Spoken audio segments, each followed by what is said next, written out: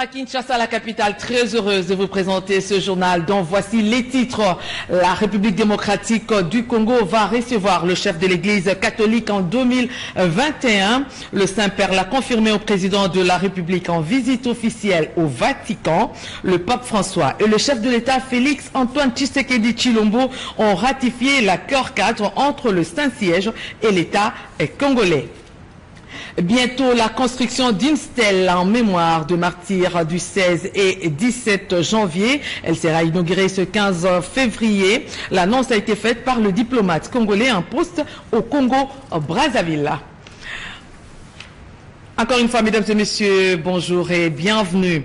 17 janvier 2020, une date prolifique pour le président de la République, Félix Antoine Tshisekedi Tshilombo au Vatican. Un accord cadre a été signé entre le Saint-Siège et l'État congolais. Il entre en vigueur sur des intérêts communs. Cet accord vise, entre autres, la liberté de l'Église dans son activité apostolique.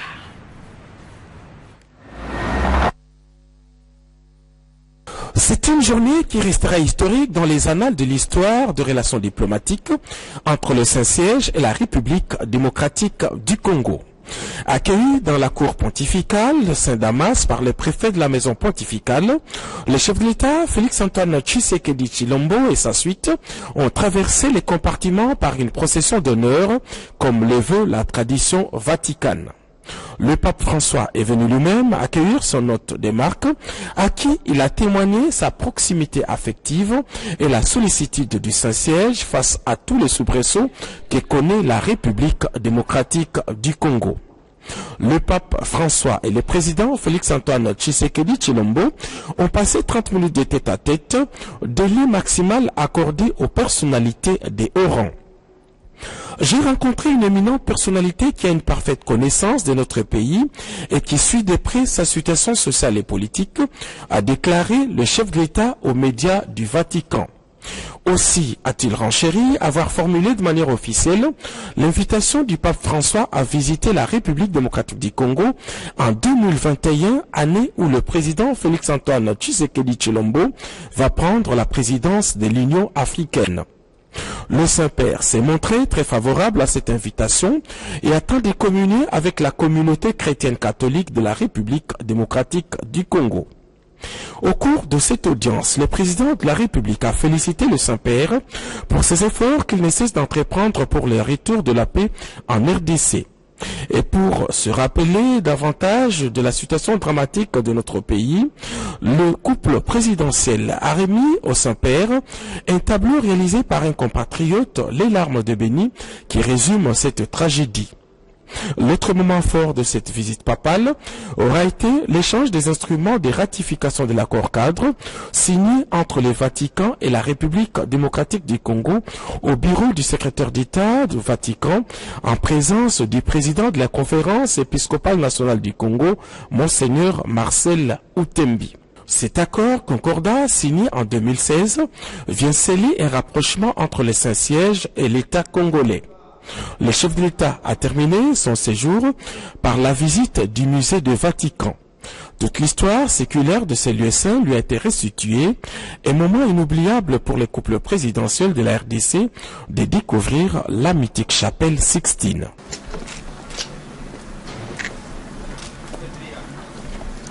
59 ans après, les Congolais se sont souvenus de la mémoire du tout premier ministre. Je citais Patrice Emery Lumumba. Une célébration eucharistique a eu lieu en la cathédrale Notre-Dame du Congo. Persévérance Dengue a signé ce reportage.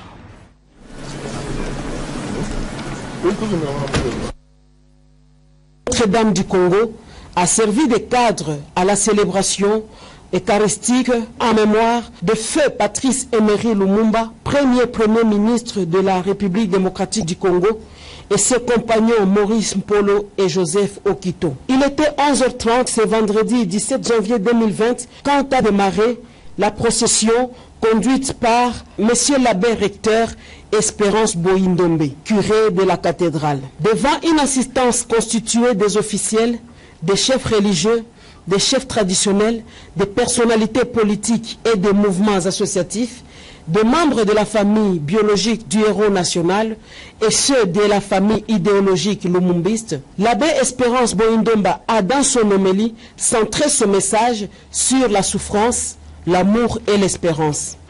3 mots peuvent retenir notre attention en cette méditation, en ce jour où nous commémorons le 59e anniversaire de la mort de Patrice Emery Lumumba. Souffrance, amour et espérance. Monsieur Michel Kitoko, directeur de la Fondation Lumumba, a, au nom de la famille Patrice Emery Lumumba, remercié la nation pour les devoirs de mémoire. À la sortie du culte, l'étape suivante de la célébration de ce 59e anniversaire a été le dépôt de gerbes et de fleurs au monument du héros national situé au croisement de la 18e rue Limité et du boulevard portant son nom. Un moment émouvant qui a permis de rendre hommage de tout un peuple à la mémoire d'un homme avant-gardiste qui a été assassiné pour sa lutte en faveur de la décolonisation réelle et non factice du Congo. Des personnalités sociopolitiques ont là encore exprimé la reconnaissance d'un peuple pour les sacrifices de Patrice Emery Lumumba, de Okito Mpolo, qui ont payé de leur vie pour que ce pays devienne propriété de ses filles et fils. Né en 1925, Lumumba était âgé de 36 ans quand il a été tué.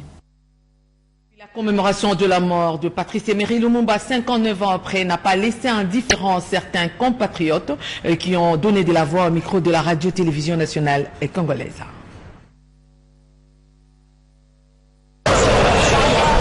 Vous le savez très bien que Mouzé et Lumumba étaient de la même philosophie politique. C'est pourquoi qu'ils ont travaillé ensemble, l'un est mort avant l'autre. Mais celui qui n'était pas mort est pour la Balobakat. La Balobakat est un parti politique initialement créé par Sendou Janson qui était un allié non simplement de Lumumba mais aussi de Kizenga qui est représenté ici. Je suis venu représenter son Excellence Gérard Moulumba Kalemba, le chef de la maison civile du chef de l'État, Monseigneur émérite. Alors nous sommes venus lui représenter ici pour commémorer la mémoire de notre héros Lumumba comme nous l'avons fait encore hier avec Laurent Désiré Kabila. Voilà notre démarche aujourd'hui, c'est ça. Il n'y a qu'un seul mot que je peux placer pour le message, c'est l'amour du prochain. Nos deux héros, Mouzé Laurent Désiré Kabila, 19 ans après sa mort hier, Patrice Emery Lumumba, 59 ans après sa mort aujourd'hui, demeurent les véritables icônes du nationalisme congolais. L'attitude, les pas que son Excellence Joseph Kabila Kabange a suivi pour faire vivre et faire témoigner ce que lui ont légué ces deux pères héros nationaux, nationalistes congolais. Paix à leur âme.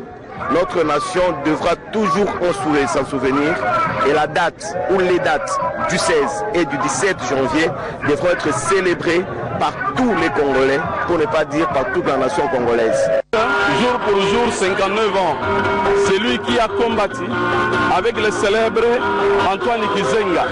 Continuons ce combat.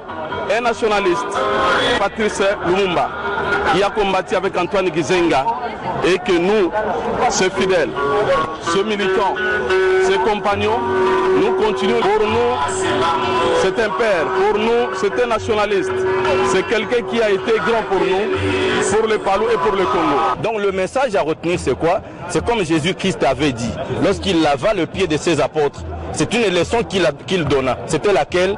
De servir. Il a dit, le plus grand de tous, les responsables et les chefs des autres, c'est les serviteurs des autres. Et donc pour servir, il faut aimer. Aimer, l'amour de la patrie, c'est l'âme de la patrie. Si vous n'êtes pas imbu de l'âme de la patrie, donc vous n'exercez que les actes de votre état d'âme, vous êtes donc l'anti-patrie comme un antichrist. Que les nationalistes forment plus tard un grand parti de gauche, tel que Lumumba, tel que Kizenga, tel que Mouzé Laurent Désiré Kabila le voulait, un grand parti de gauche qui va une fois de plus définitivement relever l'économie de ce pays et donner l'unité à ce pays. Et les membres du parti Lumumbiste unifié Palou ont organisé un carnaval qui est parti de l'échangeur de Limité jusqu'au siège de leur parti. Ils ont réfléchi sur la marche de leur parti et aussi sur les actions menées par Patrice Emery Lumumba. C'est un récit de Vital Pagabita. En dépit du soleil accablant et de la chaleur caniculaire, les Congolais en général et les Kinois en particulier se sont déplacés massivement pour commémorer une date, le 17 janvier 1961, marquant la mort tragique du tout premier ministre de la RDC, Patrice Emery Lumumba. En première ligne, le parti Lumumbiste unifié Palou, conduit par son secrétaire général, Gizenga Lugi, qui a au nom du parti et du regroupement déposé la couronne de fleurs au pied du monument du héros national qu'est Patrice Lumumba. Commence alors le carnaval de cadres et militants du parti et du regroupement politique Palou et alliés, ainsi que d'autres partenaires. La procession qui est partie de l'échangeur de Limité a eu comme point de chute les sièges du parti avec à la clé le message du secrétaire général Gizenga Lugi qui a rappelé les combats politiques de Lumumba et de son complice, le patriarche Antoine Gizenga. La marche du parti après la disparition de Gizenga. La marche du pays avec la coalition FCC Cash ainsi que d'autres sujets ont été également abordés. Nous, jeunes Congolais, nous voulons connaître la vérité. La vérité sur ce qui s'est passé le 17 janvier 1961 et le 5 janvier 2001. Et surtout, savoir pourquoi cela se passait ainsi. Sans oublier ce qui s'est passé le 4 janvier 1959, comme prélude du drame de ce 16 et 17 janvier que nous célébrons aujourd'hui. C'est sur nous, jeunes Congolais, que repose aussi bien le futur que le présent de notre nation. Étant donné que, non seulement c'est sur nous le jeune que compte la nation pour la défendre sous le drapeau, mais aussi sur nos martyrs militants pour le progrès social. Nous sommes donc en droit de réclamer la vérité. Toute la vérité au sujet de l'assassinat de notre héros. Des nouvelles directives ont été données en ce début d'année 2020 pour la bonne marche du parti au cours de cette matinée riche en couleurs. Et la pensée politique de Patrice Emery Lumumba est immortalisée par le professeur Ngoma Binda. On l'écoute. Lumumba, qui est très connu, c'est simplement pour une action d'à peu près, pratiquement pas d'action concrète comme telle, mais pour la pensée, c'est dans un espace de 2 ans à peu près.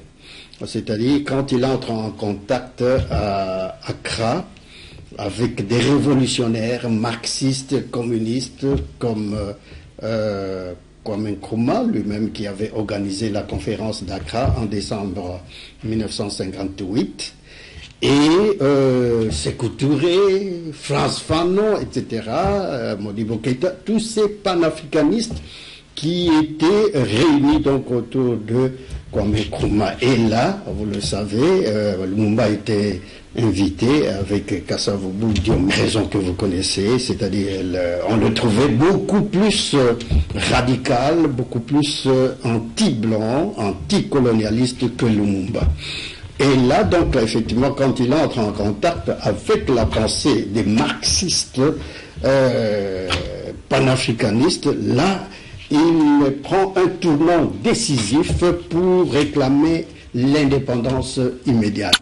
L'élément le plus important, le plus retenu par les analystes et par le peuple entier, là où il prend la parole, malheureusement de manière un peu pas trop protocolaire, il prend la parole et il dénonce les actions coloniales de Léopold II et il donne l'espoir à la population congolaise de pouvoir créer avec l'émancipation qui est arrivée, l'indépendance qui est arrivée, de pouvoir créer une grande nation au niveau de l'Afrique. C'est ce discours-là qui l'a rendu effectivement révolutionnaire. C'est le seul. Et les autres meetings qu'il faisait, notamment à Kisangani, n'avaient pas autant d'écho que le discours de l'indépendance, qui était vraiment très retentissant, qui dénonçait tous les méfaits. Le gouvernement de la République a salué la mémoire de Patrice Emery Lumumba hier. Le Premier ministre Sylvestre Ilunga Ilunkamba reconnaît le sacrifice suprême du tout premier ministre. Avant de se rendre à la cathédrale, Sylvestre Ilunga a échangé avec l'ancien président sud-africain, je citais, Galema Motlanthe. Reportage Pompaoumba à Françoise Boulabouaki. Alors que la journée du 17 janvier est proclamée chômée et payée, le Premier ministre ne loupe pas l'occasion de consacrer du temps au travail. Pour lui, la République ne s'arrête pas pour un jour férié. Il est 8 heures du matin lorsqu'il reçoit l'ancien président sud-africain Galema Motlanthe. Ce dernier est administrateur de la société Ivanoé, présente au Katanga depuis 20 ans.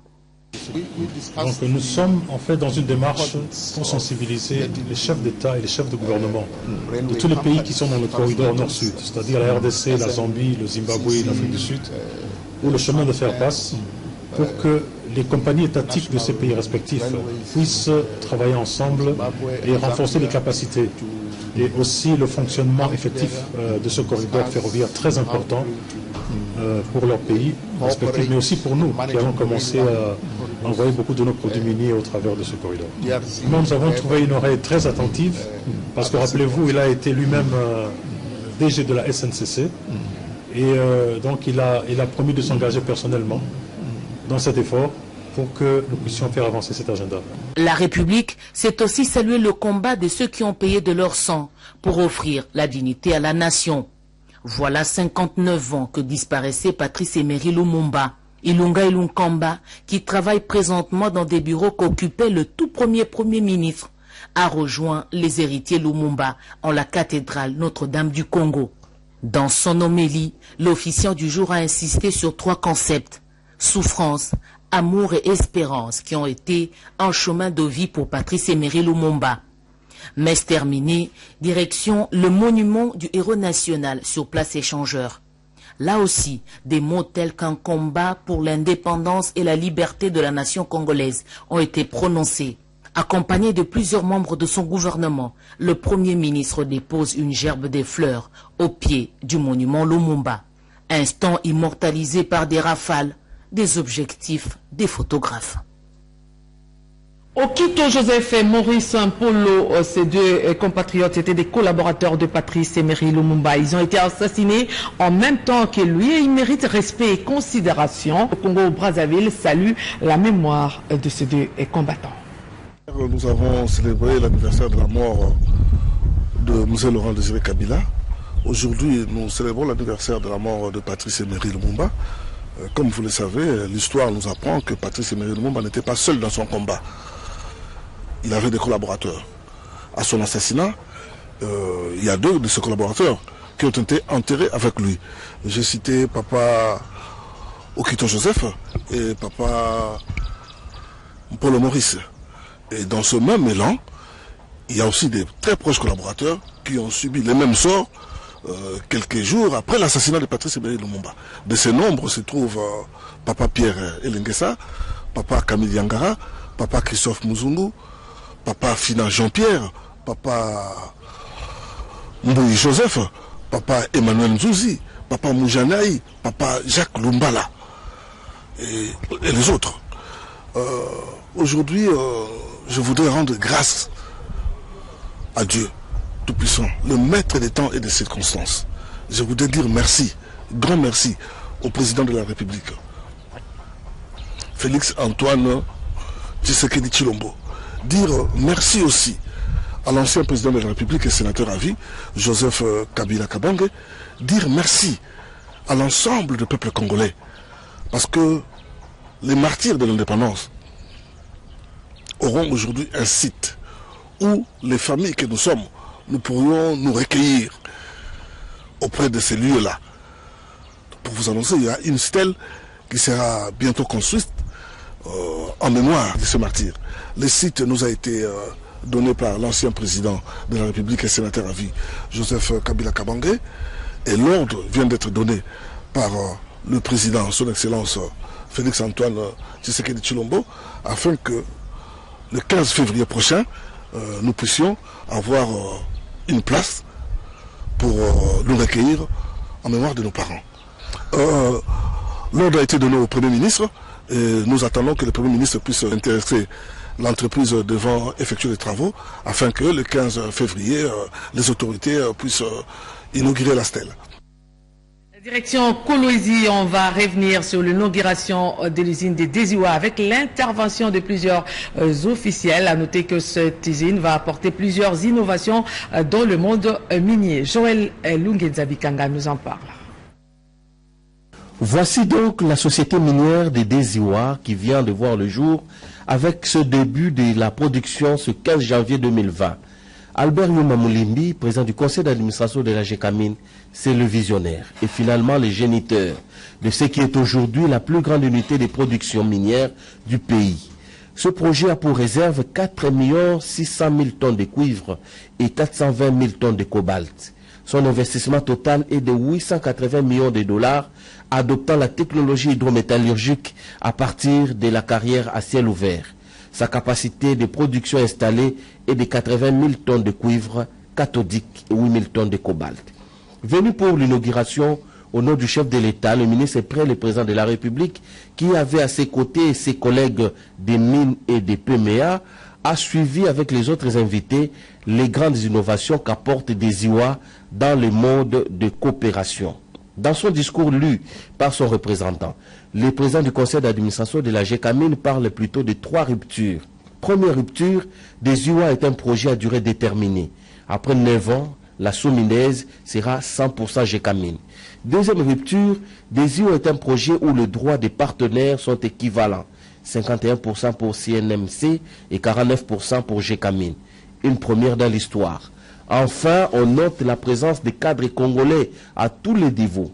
Un contrat de transfert de compétences qui prépare déjà les agents GECAMINE à la pré-coopération. Douleur d'enfantement, il y en a eu.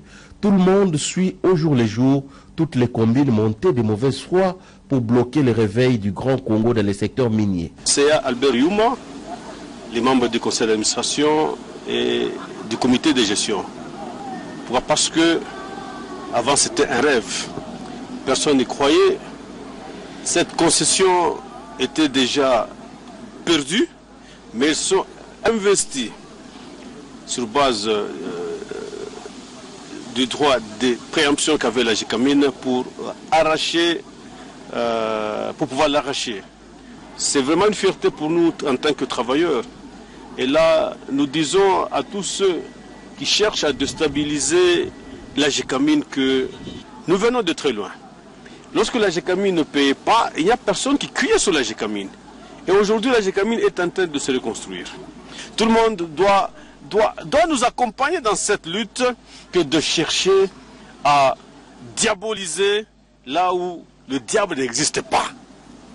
Donc c'est vraiment un motif de fierté pour nous, parce qu'aujourd'hui, l'agence GECAMINE marche tête haute.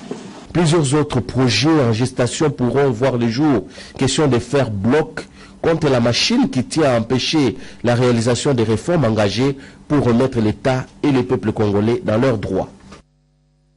L'exécutif provincial, le chef de l'exécutif provincial, donc Richard Mouyège du Lualaba, vante ce modèle de partenariat qui vise à booster l'économie du pays. Il a fallu près de 2 ans pour que l'usine de production pyrométallurgique sorte de terre. L'inauguration de la société minière Desiwa a forcé l'admiration des personnalités. Invité à cette cérémonie, le gouverneur de la province du Lualaba, Richard Mouyège Manguezmos, a vanté ces modèles de partenariat qui consacrent 80 000 tonnes de cuivre et 8 000 tonnes de cobalt par an. Nous devrions tous féliciter le groupe CNMC et la GECAMINE à travers la société minière Desiwa en sigle SOMIDES qui nous donne ce jour l'occasion de nous retrouver sur son site afin de célébrer l'achèvement de ses travaux et le lancement de sa production commerciale. Il fallait le faire. Pour que de tels projets réussissent, il faut la paix. Et remercions donc vivement le chef de l'État, son Excellence Félix-Antoine Tshisekedi Tshilombo, qui ne ménage aucun effort pour consolider la paix chèrement acquise et booster le développement au niveau du pays. Avec cet investissement, la province et le pays gagnent sûrement à plusieurs égards. traitement des minerais sur place constituant une valeur ajoutée, création d'emplois, contribution aux recettes par le paiement des taxes et autres droits. Richard Mouyech a invité le responsable de la société Somides au respect de la législation en vigueur en RDC. Chers partenaires Somides, je vous encourage à toujours respecter les lois de la République et de vous acquitter de vos obligations fiscales, environnementales et sociétales afin de mériter la confiance de nos populations qui sont sans nul doute impatientes de voir l'effet des rayonnements de votre entité minière sur leur environnement. Le mariage vient donc de commencer entre la Somides et la Générale de carrière et de mines pour le bonheur du peuple chinois et congolais. Projecteur sur la réhabilitation des routes, des dessertes agricoles dans le Maniema, les responsables de cette province appellent la population à prendre soin de ces routes d'intérêt commun.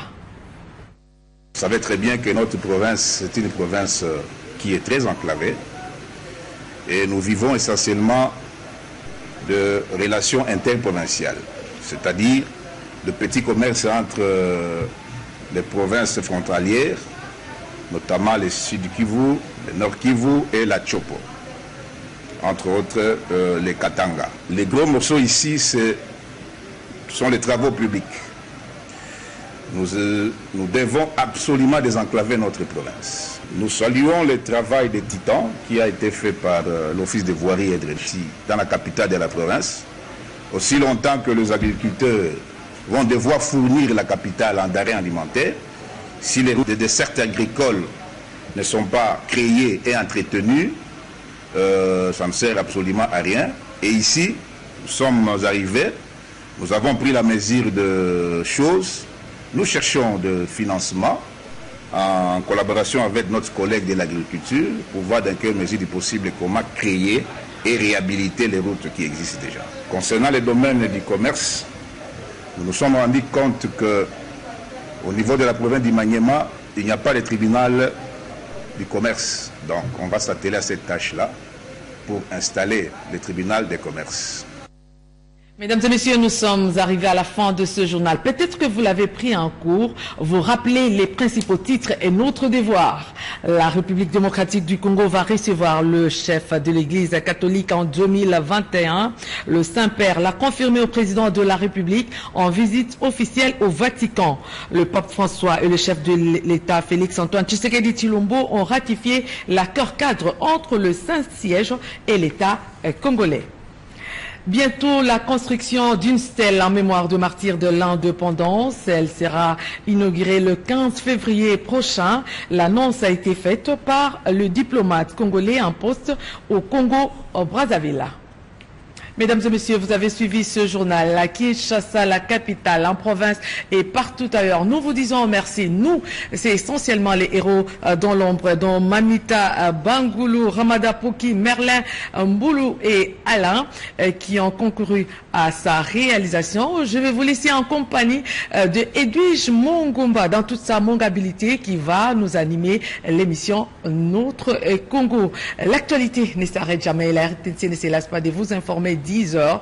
Je me ferai le devoir de vous retrouver pour une autre édition d'information. Merci et à bientôt.